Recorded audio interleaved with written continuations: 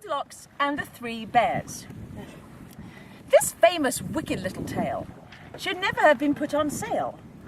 It is a mystery to me why loving parents cannot see that this is actually a book about a brazen little crook. Had I the chance, I wouldn't fail to clap young Goldilocks in jail. Now just imagine how you'd feel if you had cooked a lovely meal, delicious porridge, steaming hot, fresh coffee in the coffee pot, with maybe toast and marmalade, the table beautifully laid. One place for you and one for Dad, the other for your little lad. Then Dad cries, "Golly gosh, gee whiz, oh cripes, how hot this porridge is. Let's take a walk along the street until it's cool enough to eat." He adds, "An early morning stroll is good for people on the whole. It helps their appetite improve. It also helps their bowels to move." No proper wife would dare to question such a sensible suggestion. Above all, not at breakfast time, when men are seldom at their prime. No sooner are you down the road than Goldilocks, that little toad, that nosy, thieving little louse, comes sneaking in your empty house. She looks around and quickly notes 3 bowls brimmed full of porridge oats. And while still standing on her feet, she grabs a spoon and starts to eat. I say, how would you feel if you had cooked this lovely meal and some delinquent little tot broke in and gobbled up the lot? I say, how would you feel if you had cooked this lovely meal? But wait, that's not the worst of it.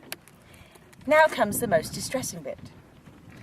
You are, of course, a house-proud wife, and all your happy married life, you have collected lovely things like gilded cherubs bearing wings, and furniture from Chippendale, bought at some famous auction sale. But your most valued treasure, the piece that gives you endless pleasure, is one small children's dining chair, Elizabethan, very rare. It is in fact your joy and pride, passed down to you on Grandma's side. But Goldilocks, like many freaks, does not appreciate antiques. She doesn't care, she doesn't mind, and now she plonks her fat behind upon this dainty precious chair, and crunch, it busts beyond repair. A nice girl would at once exclaim, "What was that?" "Oh dear, oh heavens, what a shame." But not Goldie. She begins to swear and bellows, "What a lousy chair!" and uses one disgusting word that luckily you've never heard. I dare not write it, even hint it. Nobody would ever print it. You'd think, by now, the little skunk would have the sense to do a bunk. But no, I very much regret she hasn't nearly finished yet. Deciding she would like a rest, she says, "Let's see which bed is best." Upstairs she goes and tries all 3. Here comes the next catastrophe. Most educated people choose to rid themselves of socks and shoes before they clamber into bed.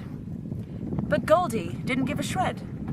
Her filthy shoes were thick with grime and mud and mush and slush and slime. Worse still, upon the heel of one, was something that a dog had done. I say, what would you think if all this horrid dirt and stink was smeared upon your eiderdown by this revolting little clown?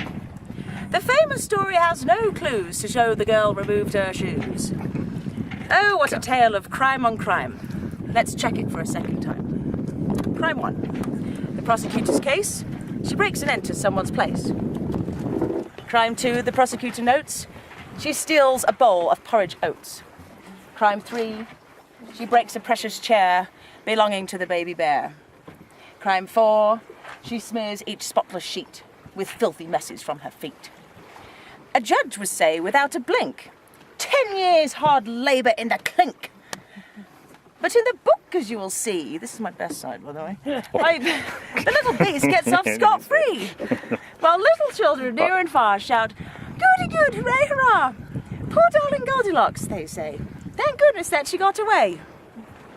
Myself, I think I'd rather send young Goldie to a sticky end. Daddy! cried the baby bear. My porridge garnet isn't fair! Then go upstairs, the big bear said. Your porridge is upon the bed. But soon as it is inside Mademoiselle, you'll have to eat her up as well. Ba-boom. Woo!